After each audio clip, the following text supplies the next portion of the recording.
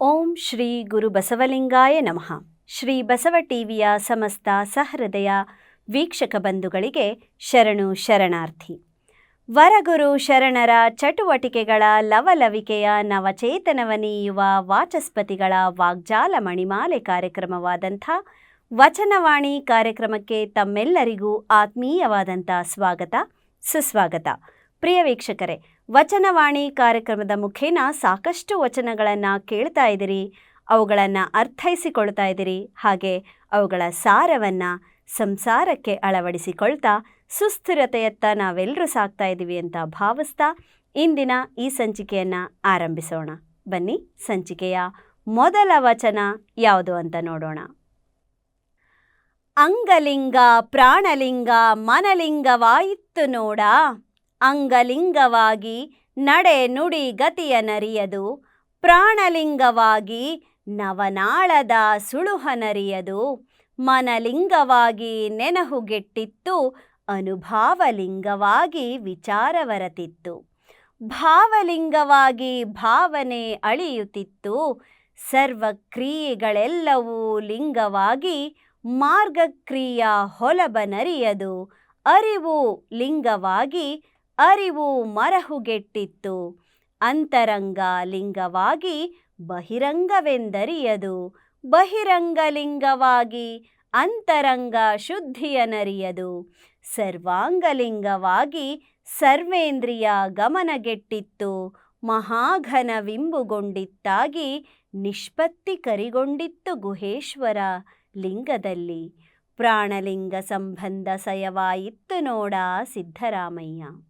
ಅಲ್ಲಮ ಪ್ರಭು ದೇವರು ಬರೆದಿರುವಂಥ ಈ ವಚನದ ಅರ್ಥವನ್ನು ನೋಡೋಣ. ಪ್ರಾಣಲಿಂಗಿ ಸ್ಥಳದಲ್ಲಿ ಅಂಗವೂ ಲಿಂಗವಾಯಿತು, ಪ್ರಾಣವೂ ಲಿಂಗವಾಯಿತು, ಮನವೂ ಲಿಂಗವಾಯಿತು ನೋಡು. ಅಂಗವು ಲಿಂಗವಾಗಿರುವುದರಿಂದ ಲೋಕ ವ್ಯವಹಾರದ ನಡೆ ನುಡಿಯ ಚಲನೆಯನರಿಯದು, ಚಲಿಸುವ ಸಂಚಲ ಪ್ರಾಣವು ಲಿಂಗವಾಗಿರುವುದರಿಂದ ಪ್ರಾಣವಾಯುವಿನಿಂದ ಚಲಿಸುವ ನೇತ್ರನಾಳ, ಆಪಾನವಾಯುವಿನಿಂದ ಚಲಿಸುವ ಜಿಹ್ವನಾಳ, ವ್ಯಾನವಾಯುವಿನಿಂದ ಚಲಿಸುವ ಅಧಮನಾಳ, ಉದಾನವಾಯುವಿನಿಂದ ಚಲಿಸುವ ಕಂಠನಾಳ, ಸಮಾನವಾಯುವಿನಿಂದ ಚಲಿಸುವ ಮುಖನಾಳ, ನಾಗವಾಯುವಿನಿಂದ ಚಲಿಸುವ ಶ್ರೋತ್ರನಾಳ, ಕೂರ್ಯವಾಯುವಿನಿಂದ ಚಲಿಸುವ ಕಟಿನಾಳ, ಕೃಕರವಾಯುವಿನಿಂದ ಚಲಿಸುವ ಚಂದ್ರನಾಳ, ದೇವದತ್ತ ವಾಯುವಿನಿಂದ ಚಲಿಸುವ ಸೂರ್ಯನಾಳಗಳೆಂಬ ನವನಾಳದಲ್ಲಿ ವಿಷಯ ಸುಖದ ಸುಳುಹನರಿಯದು,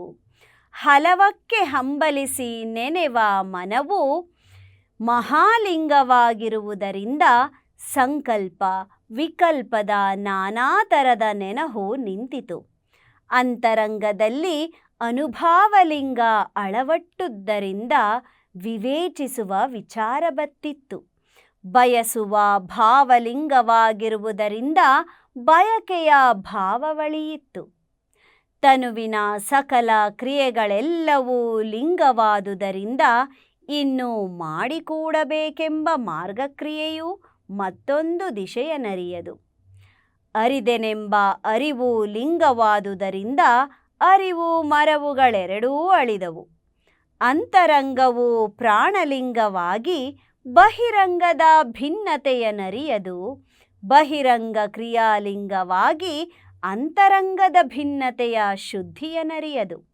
ಸರ್ವಾಂಗವೆಲ್ಲವೂ ಲಿಂಗವಾದುದರಿಂದ ಜ್ಞಾನೇಂದ್ರಿಯ ಕರ್ಮೇಂದ್ರಿಯಗಳ ಚಲನೆಯ ವಿಕಾರವಳಿಯಿತ್ತು, ಈ ತೆರನಾಗಿ ಮಹಾಘನಲಿಂಗವು ಸರ್ವಾಂಗಕ್ಕೆ ಆಶ್ರಯವಾಗಿದ್ದರಿಂದ ಲಿಂಗಾಂಗ ಸಮರಸದ ಪರಿಪಕ್ವತೆ ಅಳವಟ್ಟಿತ್ತು, ಇದರಿಂದ ಪ್ರಾಣಲಿಂಗ ಸಂಬಂಧ ಯೋಗ್ಯವಾಯಿತೆಂಬುದೇ ಈ ವಚನದ ತತ್ವಾನುಭವವಾಗಿದೆ. ಮುಂದಿನ ವಚನ ಯಾವುದು ಅಂತ ನೋಡೋಣ. ಪರಾತ್ಪರವಾದ ವಸ್ತುವಿನೊಡಗೂಡಿದ ಪ್ರಾಣಲಿಂಗಿಯ ಒಡಲ ಬೆಳಗಿನ ಗಡಣವೆಂತಿಪ್ಪುದೆಂದಡೆ, ಸ್ಫಟಿಕದ ಘಟದೊಳಗೆ ಜ್ಯೋತಿಯನಿರಿಸಿದಂತೆ ಕತ್ತಲೆಯ ಮನೆಯಲ್ಲಿ ರತ್ನವ ಹರಹಿದಂತೆ ರನ್ನದ ಗಿರಿಗಿ ರವಿಕೋಟಿ ಕಿರಣಗಳು ಮುಸುಕಿದಂತೆ ಬೆಳಗಿನೊಬ್ಬುಳಿಯನೊಳಗೊಂಡು ಘನಗಂಭೀರವಾದ ಪ್ರಾಣಲಿಂಗಿಗಳ ಪಾದ ಕಮಲದಲ್ಲಿ ಸದಮಲ ತುಂಬಿಯಾಗಿರಿಸಯ್ಯ ಎನ್ನ ಅಖಂಡೇಶ್ವರ. ಷಣ್ಮುಖ ಶಿವಯೋಗಿಗಳು ಬರೆದಿರುವಂಥ ಈ ವಚನದ ಅರ್ಥವನ್ನು ನೋಡೋಣ. ಶರಾತ್ಪರವೆನಿಸುವ ಘನವಸ್ತುವನ್ನು ಮನ ಪ್ರಾಣ ಭಾವದಿಂದ ಬೆರೆದ ಪ್ರಾಣಲಿಂಗಿಯ ಅಂಗದ ಮಹಾಬೆಳಗಿನ ಸಮೂಹವು ಹೇಗಿರುವುದೆಂದರೆ, ಶುದ್ಧ ಸ್ಫಟಿಕದ ಪಾತ್ರೆಯೊಳಗೆ ಜ್ಯೋತಿಯನಿರಿಸಿದಂತೆ ಒಳ ಹೊರಗು ಬೆಳಗುವುದು. ಕತ್ತಲ ಮನೆಯಲ್ಲಿ ರತ್ನವ ಹರವಿದರೆ ಒಳಗೆಲ್ಲ ಥಳಥಳ ಪ್ರಕಾಶವೀವುದು. ಹೊಳೆವ ರತ್ನದ ಗಿರಿಗಿ ಕೋಟಿ ಸೂರ್ಯರು ಬೆಳಗುವ ಕಿರಣಗಳು ಮುಸುಕಿದಂತೆ ಮಹಾಬೆಳಗಿನಿಂದ ಹೊಳೆವುದು. ಹೀಗೆ ಘನಲಿಂಗದ ಬೆಳಗು ಹೊರಹೊಮ್ಮಿದ ಮಹಾಬೆಳಗಿನ ಸಮೂಹವನ್ನೊಳಗೊಂಡು ಘನ ಗಂಭೀರವಾದ ಪ್ರಾಣಲಿಂಗಿಗಳ ಪಾದ ಕಮಲದಲ್ಲಿ ನಿರ್ಮಲ ನಿಜಾನಂದ ಸೌರಭ ಸವಿವ ತುಂಬಿಯಾಗಿರಿಸು ತಂದೆ ಮಹಾಲಿಂಗವೇ ಎಂಬುದೇ ಈ ವಚನದ ತತ್ವಾನುಭವವಾಗಿದೆ. ಮುಂದಿನ ವಚನ. ಪಂಚಪ್ರಾಣವಾಯುಗಳ ಸಂಚಲ ಗುಣವಳಿದಿರಬೇಕು, ಮುಂಚುವ ಕರಣಗಳ ವಂಚನೆಯ ನತಿಗಳೆದಿರಬೇಕು. ಚಿತ್ತವು ಲಿಂಗದಲ್ಲಿ ಅಚ್ಚೊತ್ತಿದಂತಿರಬೇಕು, ಪ್ರಾಣಲಿಂಗದಲ್ಲಿ ಕೂಡಿ ಲಿಂಗ ಪ್ರಾಣದಲ್ಲಿ ಕೂಡಿ ಭಿನ್ನವಿಲ್ಲದೆ ಏಕಸಮರಸವಾಗಿರಬೇಕು. ಸುಖ ದುಃಖ ನಾಸ್ತಿಯಾಗಿರಬೇಕು. ಇಷ್ಟು ಉಳ್ಳಾತನೇ ಪ್ರಾಣಲಿಂಗಿ. ಅದೆಂತೆಂದಡೆ, ಶ್ಲೋಹ್ ವಾಯು ಪ್ರಾಣಗುಣೇ ಲಿಂಗೇ ಲಿಂಗ ಪ್ರಾಣೇ ಸಮಾಹಿತಃ, ಸುಖ ದುಃಖೇ ಭಯಂ ನಾಸ್ತಿ ಪ್ರಾಣಲಿಂಗಿಸ್ಥಲಂ ಭವೇತ್ ಎಂದುದಾಗಿದೆ. ಇಂತಪ್ಪ ಪ್ರಾಣಲಿಂಗಿಗಳ ಶ್ರೀಪಾದಕ್ಕೆ ನಮೋ ನಮೋ ಎಂಬೆನಯ್ಯ ಅಖಂಡೇಶ್ವರ. ಷಣ್ಮುಖ ಶಿವಯೋಗಿಗಳು ಬರೆದಿರುವಂಥ ಈ ವಚನದ ಅರ್ಥವನ್ನು ನೋಡೋಣ. ಪ್ರಾಣ ಅಪಾನ ಉದಾನ ವ್ಯಾನ ಸಮಾನವೆಂಬ ಪಂಚಪ್ರಾಣ ವಾಯುಗಳ ಸಂಚಲ ಗುಣವಳಿದು ನಿಶ್ಚಲವಾಗಿರಬೇಕು. ವಿಷಯ ಭೋಗ ಸುಖದತ್ತ ಮುಂದಾಗುವ ಕರಣೇಂದ್ರಿಯಗಳ ವಂಚನೆಯನ್ನು ತಿರಸ್ಕರಿಸಬೇಕು. ನಂತರ ಅತ್ತಿತ್ತ ಚಲಿಸುವ ಚಿತ್ತವು ಲಿಂಗದಲ್ಲಿ ಅಚ್ಚೊತ್ತಿದಂತೆ ಅಚಲವಾಗಿರಬೇಕು. ಪ್ರಾಣವು ಲಿಂಗದಲ್ಲಿ ಕೂಡಿ ಪ್ರಾಣ ಮತ್ತು ಲಿಂಗವೆಂಬ ಭಿನ್ನತೆ ಇಲ್ಲದೆ ಒಂದೇ ಸಮರಸವಾಗಿರಬೇಕು. ಬಾಳಲ್ಲಿ ಬಂದೊದಗುವ ಸುಖ ದುಃಖವೆರಡೂ ನಾಶವಾಗಿ ಪರಮ ಸುಖಿಯಾಗಿರಬೇಕು. ಇಂತಿಷ್ಟು ಲಕ್ಷಣಗಳುಳ್ಳಾತನೇ ಪ್ರಾಣಲಿಂಗಿಯು. ಇಂತಹ ಪ್ರಾಣಲಿಂಗಿಯ ಪಾದಕ್ಕೆ ನಮೋ ನಮೋ ಎನ್ನುವೆನು ಎಂಬುದೇ ಈ ವಚನದ ತತ್ವಾನುಭವವಾಗಿದೆ. ಮುಂದಿನ ವಚನ ನೋಡೋಣ. ನಾವು ಪ್ರಾಣಲಿಂಗಿಗಳೆಂದು ಹೇಳುವ ಅಣ್ಣಗಳಿರ, ನೀವು ಪ್ರಾಣಲಿಂಗಿಗಳೆಂತಾದಿರಿ ಹೇಳಿರಿ, ಅರಿಯದಿದ್ದರೆ ಕೇಳಿರಣ್ಣ. ಕಾಯದ ಕಳವಳದಲ್ಲಿ ಕೂಡದೆ, ಮನದ ಭ್ರಾಂತಿಗೊಳಗಾಗದೆ, ಕರಣಗಳ ಮೋಹಕ್ಕೆ ಈಡಾಗದೆ, ಪ್ರಾಣನ ಪ್ರಪಂಚಿನಲ್ಲಿ ಬೆರೆಸದೆ, ಜೀವನ ಬುದ್ಧಿಯಲ್ಲಿ ಮೋಹಿಸದೆ, ಹಂಸನ ಆಸೆಗೊಳಗಾಗದೆ, ನಿಪ್ರಪಂಚುಗಳಾಗಿ ಶ್ರೀ ಗುರುಲಿಂಗ ಜಂಗಮದ ಪಾದೋದಕ ಪ್ರಸಾದದಲ್ಲಿ ಅತಿಕಾಂಕ್ಷೆಯುಳ್ಳಾತನೇ ಪ್ರಾಣಲಿಂಗ ನೋಡ ಕಲಿದೇವರ ದೇವ. ಮಡಿವಾಳ ಮಾಚೀದೇವ ಎಂಬಂಥ ವಚನಕಾರರು ಬರೆದಿರುವಂಥ ಈ ವಚನದ ಅರ್ಥ, ನಾವು ಪ್ರಾಣಲಿಂಗಿಗಳೆಂದು ಹೇಳಿಕೊಳ್ಳುವ ಅಣ್ಣಗಳೇ, ನೀವು ಪ್ರಾಣಲಿಂಗಿಗಳು ಹೇಗಾದಿರಿ ಹೇಳಿರಿ, ತಿಳಿಯದಿದ್ದರೆ ಕೇಳಿರಣ್ಣ ಹೇಳುವೆನು. ಪ್ರಾಣಲಿಂಗಿಯಾಗಬೇಕಾದರೆ ಕಾಯ ವಿಕಾರದ ಕಳವಳದಲ್ಲಿ ಬೆರೆಯಬಾರದು, ಮನೋವಿಕಾರದ ಭ್ರಾಂತಿಗೊಳಗಾಗಬಾರದು, ಚಿತ್ತಾದಿ ಕರಣಗಳ ವಿಕೃತ ಮೋಹಕ್ಕೆ ಗುರಿಯಾಗಬಾರದು. ಸಂಚಲ ಪ್ರಾಣದ ಪ್ರಪಂಚಿನಲ್ಲಿ ಬೆರೆಸಬಾರದು. ಜೀವ ಭಾವದ ಬುದ್ಧಿಯಲ್ಲಿ ಜಗತ್ತನ್ನು ಕಂಡು ಮೋಹಿಸಬಾರದು. ಮರವೆಯ ಪ್ರಪಂಚವನಳಿದು ನಿಷ್ಪ್ರಪಂಚಿಗಳಾಗಿ ಶ್ರೀ ಗುರುಲಿಂಗ ಜಂಗಮದ ಕರುಣೆ, ವಿನಯ, ಸಮತೆಗಳೆಂಬ ಪಾದೋದಕದಲ್ಲಿ ಮತ್ತು ಶುದ್ಧ, ಸಿದ್ಧ, ಪ್ರಸಿದ್ಧವೆಂಬ ಪ್ರಸಾದದಲ್ಲಿ ಅತಿಯಾಸೆಯುಳ್ಳಾತನಾಗಿರುವಾತನೇ ಲಿಂಗವೇ ಪ್ರಾಣವಾಗಿರುವ ಪ್ರಾಣಲಿಂಗಿ ನೋಡಿರೋ ಎಂಬುದು ಈ ವಚನದ ತತ್ವಾನುಭವವಾಗಿದೆ. ಮುಂದಿನ ವಚನ. ಪ್ರಾಣಲಿಂಗ ಸಂಬಂಧಿಯಾದ ಬಳಿಕ ತನುಗುಣವಿರಲಾಗದಯ್ಯ, ಕೈ ಸಿಂಹಾಸನವಾದ ಬಳಿಕ ಸಂದಾಗಿರಲಾಗದಯ್ಯ.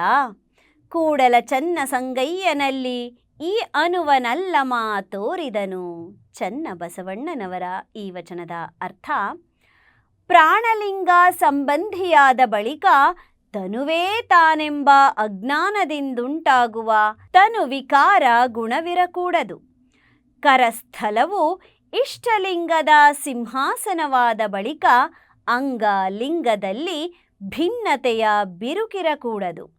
ಹೇ ಮಹಾಲಿಂಗವೇ, ಈ ಪ್ರಾಣಲಿಂಗದ ವಿಧಾನವ ಅಲ್ಲಮ ಪ್ರಭು ತೋರಿದನು ಎಂಬುದೇ ಈ ವಚನದ ತತ್ವಾನುಭವವಾಗಿದೆ. ಮುಂದಿನ ವಚನ. ಪ್ರಾಣಲಿಂಗಿ ಪ್ರಾಣಲಿಂಗಿ ಎಂದು ನುಡಿದಾಡುತ್ತಿದ್ದಿರಿ, ಪ್ರಾಣಲಿಂಗದ ನೆಲೆಯನಾರು ಬಲ್ಲರು. ಪ್ರಾಣಲಿಂಗಿಯಾದರೆ ವಾಯು ಪ್ರಾಣವ ನಿಲ್ಲಿಸಿ ಲಿಂಗ ಪ್ರಾಣವಾಗುವುದೀಗ ಪ್ರಾಣಲಿಂಗ. ಪ್ರಾಣಲಿಂಗಿಯಾದರೆ ಗುರುಲಿಂಗ ಜಂಗಮದ ಪಾದೋದಕ ಪ್ರಸಾದವ ತನ್ನೊಳರಿದು ಮೈಮರೆದು ಪರವಶನಾಗಿ ಲಿಂಗದೊಳಗೆ ಬೆರೆಸುವುದೀಗ ಪ್ರಾಣಲಿಂಗ. ಇದನರಿಯದೆ ವಾಯುಪ್ರಾಣವಾಗಿ ಬಾಯ ನುಡಿಯ ಬಲ್ಲಿದರಾಗಿ ಬೊಗಳಿಯಾಡುವ ಜಾವಳರ ಮಾತ ಮೆಚ್ಚುವನೇ ನಮ್ಮ ಬಸವಪ್ರಿಯ ಕೂಡಲ ಚನ್ನ ಬಸವಣ್ಣ. ಹಡಪದ ಅಪ್ಪಣ್ಣ ಎಂಬ ವಚನಕಾರರು ಬರೆದಿರುವಂತಹ ಈ ವಚನದ ಅರ್ಥವನ್ನು ನೋಡೋಣ. ನಾವು ಪ್ರಾಣಲಿಂಗಿ ಪ್ರಾಣಲಿಂಗಿ ಎಂದು ನುಡಿದಾಡುತ್ತಿರುವಿರಿ, ಅಂತರಂಗದ ಪ್ರಾಣಲಿಂಗದ ನಿಲುಮೆಯನಾರು ಬಲ್ಲವರಿದ್ದಾರೆ.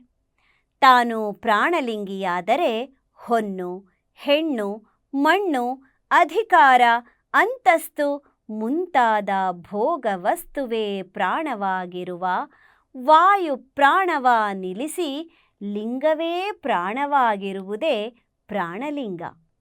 ಪ್ರಾಣಲಿಂಗಿಯಾದರೆ ಗುರುಲಿಂಗ ಭಿನ್ನವಿಲ್ಲದೆ ಬೆರೆಸುವುದೀಗ ಪ್ರಾಣಲಿಂಗ. ಇಂತಿ ವಿಧಾನವನರೆಯದೆ ಭೋಗ ವಸ್ತುವೇ ಪಂಚಪ್ರಾಣವಾದ ವಾಯುಪ್ರಾಣವಾಗಿ ನಾವು ಪ್ರಾಣಲಿಂಗಿಗಳೆಂದು ಬಾಯಿ ನುಡಿಯಿಂದ ಬೊಗಳಿ ವಾದವನಾಡುವ ಹೀನ ಮಾನವರ ಮಾತ ಮೆಚ್ಚುವನೇ ನಮ್ಮ ಮಹಾಘನ ದೇವರು ಮೆಚ್ಚನು ಎಂಬುದೇ ಈ ವಚನದ ತತ್ವಾನುಭವವಾಗಿದೆ. ಮುಂದಿನ ವಚನ. ತನುಗುಣ ಗ್ರಾಹಕನಾಗದಿರಬೇಕು, ಮನಗುಣ ಗ್ರಾಹಕನಾಗದಿರಬೇಕು, ಧನಗುಣ ಗ್ರಾಹಕನಾಗದಿರಬೇಕು. ಇಂತಿ ತ್ರಿವಿಧ ಗ್ರಾಹಕನಾಗದೆ ಲಿಂಗ ಗ್ರಾಹಕನಾಗಿರಬೇಕು ಕೂಡಲ ಚನ್ನ ಸಂಗಮ ದೇವ. ಚನ್ನ ಬಸವಣ್ಣನವರ ಈ ವಚನದ ಅರ್ಥ: ಪ್ರಾಣಲಿಂಗಿಯು ಪರಧನ, ಪರಸ್ತ್ರೀ, ಪರಹಿಂಸೆ ಮುಂತಾದ ಕ್ರಿಯಾತ್ಮಕ ದೋಷಗಳ ಗೈವ ತನು ವಿಕಾರ ಗುಣವ ಕೊಳ್ಳುವವನಾಗದಿರಬೇಕು. ಕಾಮ, ಕ್ರೋಧ, ಲೋಭ, ಮೋಹ, ಮದ, ಮತ್ಸರ ಮುಂತಾದ ಮನೋವಿಕಾರ ಗುಣ ಕೊಳ್ಳುವವನಾಗದಿರಬೇಕು. ಸಕಲ ಸಂಪತ್ತು ಸಂಗ್ರಹಿಸಿಡಬೇಕೆಂಬ ಧನ ವಿಕಾರ ಗುಣ ಕೊಳ್ಳುವವನಾಗದಿರಬೇಕು. ಈ ತೆರನಾದ ಮೂರು ವಿಧ ಗುಣ ಕೊಳ್ಳುವವನಾಗದೆ ತನು ಮನ ಭಾವಗಳಲ್ಲಿ ಲಿಂಗಗುಣ ಕೊಳ್ಳುವವನಾಗಿರಬೇಕು ಎಂಬುದೇ ಈ ವಚನದ ತತ್ವಾನುಭವವಾಗಿದೆ. ಮುಂದಿನ ವಚನ. ಮನದ ಮತ್ಸರ ಕಳೆದು ಮನದ ಮೇಲೆ ಲಿಂಗವ ಕುಳ್ಳಿರಿಸಬೇಕಯ್ಯ. ಧನದ ಲೋಭವ ಕಳೆದು ಧನದ ಮೇಲೆ ಜಂಗಮವ ಕುಳ್ಳಿರಿಸಬೇಕಯ್ಯ. ತನುಗುಣಗಳ ಕಳೆದು ಪ್ರಸಾದ ಕಾಯವ ಮಾಡಬೇಕಯ್ಯ. ಇಂತಿ ತ್ರಿವಿಧ ಗುಣಗಳ ಕಳೆದು ತ್ರಿವಿಧದಲ್ಲಿ ದಾಸೋಹಿಯಾಗಿರಬೇಕಯ್ಯ. ಕೂಡಲ ಚನ್ನ ಸಂಗಮ ದೇವಯ್ಯ. ಚನ್ನ ಬಸವಣ್ಣನವರು ಬರೆದಿರುವಂಥ ಈ ವಚನದ ಅರ್ಥ: ಪ್ರಾಣಲಿಂಗಿಯು ಅನ್ಯರನ್ನು ದ್ವೇಷಿಸುವ ಮನದ ಮತ್ಸರ ಗುಣ ಕಳೆದು ಆ ಮನದ ಮೇಲೆ ಸಕಲವೂ ಲಿಂಗಮಯವೆಂಬ ಅರಿವಿನ ಪ್ರಭೆಯ ಬೀರುವ ಪ್ರಾಣಲಿಂಗವ ಕೂಡಿಸಬೇಕು. ಸಕಲ ಸಂಪತ್ತು ತನಗಾಗಬೇಕೆಂಬ ಧನದಾಸೆಯ ಗುಣವ ಕಳೆದು ಧನದ ಮೇಲೆ ಅನುಭಾವ ಜಂಗಮವ ಕೂಡಿಸಬೇಕು. ಜ್ಞಾನೇಂದ್ರಿಯ ಕರ್ಮೇಂದ್ರಿಯ ವಿಕಾರದಾಗರವಾದ ತನುಗುಣಗಳ ಕಳೆದು ಶುದ್ಧ ಪ್ರಸಾದ ಕಾಯಕವ ಮಾಡಬೇಕು. ಈ ರೀತಿಯಾಗಿ ಮನ ಧನ ತನುಗಳ ಪ್ರಕೃತಿ ಗುಣವ ಕಳೆದು ಗುರುಲಿಂಗ ಜಂಗಮವೆಂಬ ತ್ರಿವಿಧ ದಾಸೋಹಿಯಾಗಿರಬೇಕು. ಅದೇ ಪ್ರಾಣಲಿಂಗಿ ಸ್ಥಳ ಎಂಬುದು ಈ ವಚನದ ತತ್ವಾನುಭವವಾಗಿದೆ. ಮುಂದಿನ ವಚನ: ತನುವ್ಯಸನ, ಮನವ್ಯಸನ, ಧನವ್ಯಸನ, ರಾಜ್ಯವ್ಯಸನ, ವಿಶ್ವವ್ಯಸನ, ಉತ್ಸಾಹವ್ಯಸನ, ಸೇವಕ ವ್ಯಸನ ಇಂತಿ ಸಪ್ತ ವ್ಯಸನಗಳ ವಿವರಹ ತನುವ್ಯಸನ. ವಸ್ತ್ರಾಭರಣ, ಹೋ, ಕಸ್ತೂರಿ, ಪುನಗು, ಜವಾದಿ, ಕುಂಕುಮ, ಶ್ರೀಗಂಧ, ಲೇಪನಾದಿಗಳ ಬಯಸುವುದು. ಮನವ್ಯಸನ, ಹುಸಿ, ಕಳವು, ಪರದಾರವ ಬಯಸುವುದು. ಧನವ್ಯಸನ, ಧನ ಧಾನ್ಯವ ಬಯಸುವುದು. ರಾಜ್ಯವ್ಯಸನ, ಆನೆ ಕುದುರೆ ಸೇನೆಯ ಬಯಸುವುದು. ವಿಶ್ವವ್ಯಸನ, ಚತುರ್ವಿಧ ಕರ್ತವ್ಯವ ಬಯಸುವುದು.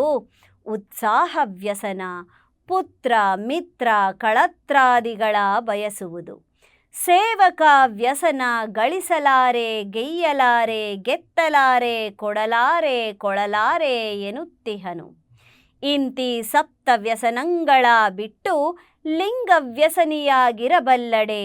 ಕೂಡಲ ಚನ್ನ ಸಂಗಯ್ಯನಲ್ಲಿ ಆತನೇ ಪ್ರಾಣಲಿಂಗ ಸಂಬಂಧಿ. ಚನ್ನ ಬಸವಣ್ಣನವರ ಈ ವಚನದ ಅರ್ಥವನ್ನ ನೋಡೋಣ. ತನುವ್ಯಸನ, ಮನವ್ಯಸನ, ಧನವ್ಯಸನ, ರಾಜ್ಯವ್ಯಸನ, ವಿಶ್ವವ್ಯಸನ, ಉತ್ಸಾಹವ್ಯಸನ, ಸೇವಕ ವ್ಯಸನಗಳೆಂದು ಇವು ಸಪ್ತ ವ್ಯಸನಗಳ ವಿವರವು. ತನುವ್ಯಸನವು ಅಂದವಾದ ಬಟ್ಟೆ, ಬಂಗಾರದ ಆಭರಣ, ಪರಿಮಳದ ಹೂವು, ಕಸ್ತೂರಿ, ಪುನಗು, ಜವಾದಿ, ಕುಂಕುಮ, ಶ್ರೀಗಂಧ, ಲೇಪನ ಮುಂತಾದ ಸುಗಂಧ ದ್ರವ್ಯಗಳಿಂದ ಅಂಗವನ್ನು ಅಂದ ಚಂದಗೊಳಿಸಿಕೊಳ್ಳಬೇಕೆಂಬುದು. ಮನವ್ಯಸನವು ಹುಸಿ, ಕಳವು, ಪರಸ್ತ್ರೀ ಮುಂತಾದ ಭೋಗ ಸುಖವ ಬಯಸುವುದು. ಧನವ್ಯಸನವು ದವಸ ಧಾನ್ಯ ಹಣ ಮುಂತಾದ ಸಂಪತ್ತನ್ನು ಬಯಸುತ್ತಿರುವುದು. ರಾಜ್ಯ ವ್ಯಸನವು ತಾನು ಅಧಿಕಾರದಲ್ಲಿದ್ದು ಆನೆ ಕುದುರೆ ವಾಹನಗಳೊಂದಿಗೆ ಸಕಲ ಸೈನ್ಯ ಇರಬೇಕೆಂದು ಬಯಸುವುದು. ವಿಶ್ವವ್ಯಸನವು ಮನೆಯ ಮಡದಿ ಭೂಮಿ ಸೀಮೆಯ ಮೇಲೆ ಕರ್ತವ್ಯವ ಬಯಸುವುದು. ಉತ್ಸಾಹವ್ಯಸನವು ತಾನು ಮನೋಲ್ಲಾಸ ಪಡೆಯಲು ಮಕ್ಕಳು ಗೆಳೆಯರು ಹೆಂಡತಿ ಮುಂತಾದವುಗಳನ್ನು ಬಯಸುವುದು. ಸೇವಕ ವ್ಯಸನವು ತಾನು ಸದಾ ದೊಡ್ಡವರ ದಾಸನಾಗಿದ್ದು ಸ್ವತಂತ್ರವಾಗಿ ಗಳಿಸಲಾರೆ, ಮತ್ತೊಂದು ಮಾಡಲಾರೆ, ಆಲೋಚಿಸಲಾರೆ, ಅನ್ಯರಿಗೇನು ಕೊಡಲಾರೆ, ಕೊಳ್ಳಲಾರೆ ಎಂಬ ಅಸಹಾಯಕನಾಗಿರುವುದು. ಈ ಪ್ರಕಾರವಾಗಿರುವ ಸಪ್ತ ವ್ಯಸನಗಳನ್ನು ಭವ ಬಂಧನವೆಂದು ಬಿಟ್ಟು ತಾಲಿಂಗದಲ್ಲಿ ಕೂಡುವ ಲಿಂಗ ವ್ಯಸನಿಯಾಗಿರಬೇಕು ಎಂಬಾತನೇ ಪ್ರಾಣಲಿಂಗಿ ಎಂಬುದು ಈ ವಚನದ ತತ್ವಾನುಭವವಾಗಿದೆ. ಮುಂದಿನ ವಚನ: ಪೃಥ್ವಿ ಸಲಿಲ ಪಾವಕ ಪವನ ಅಂಬರ ರವಿ ಶಶಿ ಆತ್ಮ ಇಂತಿ ಅಷ್ಟಮದಂಗಳ ವಿವರ. ಪೃಥ್ವಿ ಮದವೆತ್ತಿದಲ್ಲಿ ತನುಗುಣ ಭರಿತನಾಗಿಹನು, ಸಲಿಲ ಮದವೆತ್ತಿದಲ್ಲಿ ಸಂಸಾರ ಭರಿತನಾಗಿಹನು, ಪಾವಕ ಮದವೆತ್ತಿದಲ್ಲಿ ಕಾವ್ಯ ರಸಭರಿತನಾಗಿಹನು, ಪವನ ಮದವೆತ್ತಿದಲ್ಲಿ ಇದ್ದ ಠಾವಿನಲ್ಲಿರ್ದು ಜಂಬೂದ್ವೀಪ ಭರಿತನಾಗಿಹನು, ಅಂಬರ ಮದವೆತ್ತಿದಲ್ಲಿ ವಾಹನ ಭರಿತನಾಗಿಹನು, ರವಿ ಮದವೆತ್ತಿದಲ್ಲಿ ಕೋಪಾಗ್ನಿ ಭರಿತನಾಗಿಹನು, ಶಶಿ ಮದವೆತ್ತಿದಲ್ಲಿ ಚಿಂತಾಭರಿತನಾಗಿಹನು, ಆತ್ಮ ಮದವೆತ್ತಿದಲ್ಲಿ ಅಹಂಕಾರ ಭರಿತನಾಗಿಹನು. ಇಂತಿ ಅಷ್ಟಮದವಳಿದು ನಿಜವನರಿಯ ಬಲ್ಲಡೆ, ಕೂಡಲ ಚನ್ನ ಸಂಗಯ್ಯನಲ್ಲಿ ಶಿವಯೋಗಿ ಎಂಬೆ. ಚನ್ನ ಬಸವಣ್ಣನವರ ಈ ವಚನದ ಅರ್ಥವನ್ನು ನೋಡೋಣ. ಭೂಮಿ, ಜಲ, ಅಗ್ನಿ, ವಾಯು, ಆಕಾಶ, ಸೂರ್ಯ, ಚಂದ್ರ, ಆತ್ಮವೆಂಬಿ ಅಷ್ಟಮದಗಳ ವಿವರವು ಹೀಗಿದೆ. ಮಾನವನಲ್ಲಿ ಪೃಥ್ವಿ ತತ್ವದ ಮದವೆದ್ದರೆ ಆತ ತನುವೇ ತಾನೆಂದು ಭಾವಿಸಿ ತನುವಿನ ಕ್ರಿಯಾದೋಷ ಗುಣಗಳಿಂದ ತುಂಬಿರುವನು.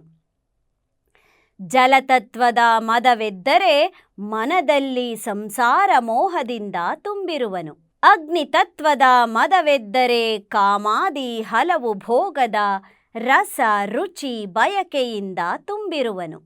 ವಾಯುತತ್ವದ ಮದವೆದ್ದರೆ ತಾನಿದ್ದ ಸ್ಥಳದಲ್ಲಿದ್ದುಕೊಂಡೇ ಸಕಲ ಜಂಬೂ ದ್ವೀಪವನ್ನೆಲ್ಲ ಸುಳಿವ ಭ್ರಾಂತಿಯಿಂದ ತುಂಬಿರುವನು.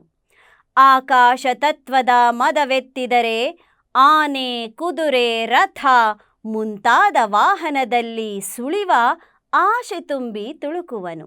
ಸೂರ್ಯ ಮದವೆದ್ದರೆ ಅನ್ಯರ ಮೇಲೆ ಕೋಪಾಗ್ನಿಯಿಂದ ತುಂಬಿರುವನು. ಚಂದ್ರ ಮದವೆದ್ದರೆ ಸದಾ ಚಿಂತಾಭರಿತನಾಗಿರುವನು. ಆತ್ಮತತ್ವದ ಮದವೆತ್ತಿದರೆ ಎಲ್ಲ ನಾನೇ, ನನ್ನದೆಂದೇ ಎಂದೆಂದೂ ಅಹಂಕಾರದಿಂದ ತುಂಬಿ ತುಳುಕುವನು.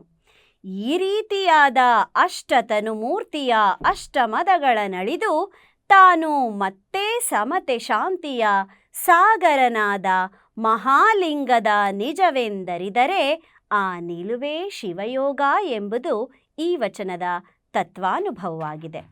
ಮುಂದಿನ ವಚನ. ಪರಿಮಿತಕ್ಕೆ ನಡೆತಂದು ಪರುಷದ ಸಿಂಹಾಸನದ ಮೇಲೆ ಪರಮಗುರು ಮೂರ್ತಿಗೊಂಡಿರಲು ಪರಮಾನಂದ ಜಲದಿಂದ ಪಾದಾರ್ಚನೆಯ ಮಾಡಿ ದಿವ್ಯ ಸುಗಂಧವಂ ಲೇಪಿಸಿ ಅಕ್ಷಯವೆಂಬ ಅಕ್ಷತೆಯನಿಟ್ಟು ಹೃದಯ ಕಮಲದ ಪುಷ್ಪದಿಂದ ಪೂಜೆಯ ಮಾಡಿ ಸುಜ್ಞಾನ ವಾಸನೆಯೆಂಬ ಧೂಪವಂ ಬೀಸಿ ಭಕ್ತಿ ಸಾರಾಯವೆಂಬ ನೈವೇದ್ಯವಂ ಸಮರ್ಪಿಸಿ ಪರಮಹರುಷವನೇ ಹಸ್ತಮಜ್ಜನಕ್ಕೆರೆದು ತ್ರಿಕರಣ ಶುದ್ಧವೆಂಬ ತಾಂಬೂಲಮಂ ಕೊಟ್ಟು ಸಮರಸ ಸಂಗದಿಂದ ಕೂಡಲ ಸಂಗಮ ದೇವರ ಶರಣ ಪ್ರಭುದೇವರ ಕರುಣವೆನಗಾಯಿತ್ತು. ಬಸವಣ್ಣನವರ ಈ ವಚನದ ಅರ್ಥ: ಅಪರಿಮಿತವಾದ ವಸ್ತುವನ್ನು ಗುರುಕರುಣೆಯಿಂದ ಪರಿಮಿತಿಗೆ ತಂದು ಅಂಗೈಯಲ್ಲಿಟ್ಟು ಅರ್ಚಿಸಿ ಪರಿಶುದ್ಧವಾದ ಮನವೆಂಬ ಪರುಷದ ಸಿಂಹಾಸನದ ಮೇಲೆ ಪರಮ ಗುರುವೆನಿಸುವ ಅರುವಿನ ಪ್ರಾಣಲಿಂಗವನ್ನು ಮೂರ್ತಗೊಳಿಸಿಕೊಂಡಿದ್ದಾನೆ. ಅಂಥ ಪ್ರಾಣಲಿಂಗಕ್ಕೆ ಪರಮಾನಂದ ಜಲದಿಂದ ಪಾದ ಪೂಜೆಯ ಮಾಡಿ ಸದ್ಭಾವವೆಂಬ ದಿವ್ಯ ಸುಗಂಧವ ಲೇಪಿಸಿ ಅಭಿನ್ನತೆಯು ಅಕ್ಷಯವಾಗಿರಲೆಂಬ ಅಕ್ಷತೆಯನಿಟ್ಟು ಸದ್ಭಕ್ತಿಯಿಂದರಳಿದ ಹೃದಯ ಕಮಲವೆಂಬ ಪುಷ್ಪದಿಂದ ಪೂಜೆಯ ಮಾಡಿ ಸುಜ್ಞಾನದ ಸೌರಭ ಬೀರುವ ಧೂಪ ಬೀಸಿ ಸದ್ಭಕ್ತಿ ರಸವೆಂಬ ನೈವೇದ್ಯವನ್ನು ಸಮರ್ಪಿಸಿ ಪರಮ ಸಂತೋಷವೆಂಬ ಹಸ್ತಮಜ್ಜನಕ್ಕೆರೆದು ಕಾಯ ವಾಚ ಮನಸ್ಸೆಂಬ ತ್ರಿಕರಣ ಶುದ್ಧಿಯ ತಾಂಬೂಲವ ಕೊಟ್ಟು ಸಮರಸ ಸಂಗದಿಂದ ಅರ್ಚಿಸಿದ ಕಾರಣ ಪರಶಿವನ ಶರಣನಾದ ಜಂಗಮ ಲಿಂಗ ಪ್ರಭುದೇವರ ಕರುಣೆ ಎನಗಾಯಿತ್ತು ಎಂಬುದೇ ಈ ವಚನದ ತತ್ವಾನುಭವವಾಗಿದೆ. ಪ್ರಿಯ ವೀಕ್ಷಕರೇ, ಕೇಳಿದ್ರಲ್ಲ, ಇಂದಿನ ಸಂಚಿಕೆಯಲ್ಲಿ ಸಾಕಷ್ಟು ವಚನಗಳನ್ನು ಕೇಳಿದಿರಿ, ಅವುಗಳ ಅರ್ಥವನ್ನು ಅರ್ಥೈಸಿಕೊಂಡಿದ್ದೀರಿ, ಹಾಗೆ ಅವುಗಳ ಸಾರವನ್ನು ಸಂಸಾರಕ್ಕೆ ಅಳವಡಿಸಿಕೊಳ್ತಾ ಸಮಾಜವನ್ನು ಸುಸ್ಥಿರತೆಯತ್ತ ಸಾಗಿಸಲು ಸಹಕರಿಸೋಣ ಅಂತ ಹೇಳ್ತಾ ಇಂದಿನ ಈ ಸಂಚಿಕೆಯನ್ನು ಇಲ್ಲಿಗೆ ಮುಗಿಸ್ತಾ ಇದ್ದೀನಿ. ಈ ಸಂಚಿಕೆಯಲ್ಲಿ ಕೇಳರಿತಂತಹ ಎಲ್ಲ ವಚನಗಳ ಸಂಗ್ರಹ ಹಾಗೂ ಅವುಗಳನ್ನು ಅರ್ಥೈಸಿರುವವರು ವಚನ ತತ್ವಾನುಭವ ಎಂಬ ಕೃತಿಯ ಲೇಖಕರಾದ ಶ್ರೀ ಸಿದ್ದರಾಮೇಶ್ವರ ಶರಣರು ಬೆಲ್ದಾಳ. ಇವರ ಮತ್ತೊಂದಷ್ಟು ವಚನದೊಂದಿಗೆ ಭೇಟಿಯಾಗ್ತೀನಿ. ಅಲ್ಲಿವರೆಗೂ ನಿರಂತರವಾಗಿ ನೋಡ್ತಾ ಇರಿ ಶ್ರೀ ಬಸವ ಟಿವಿ. ಇದು ಸಂಸ್ಕಾರದ ಬೆಳಕು. ಶರಣು ಶರಣಾರ್ಥಿ.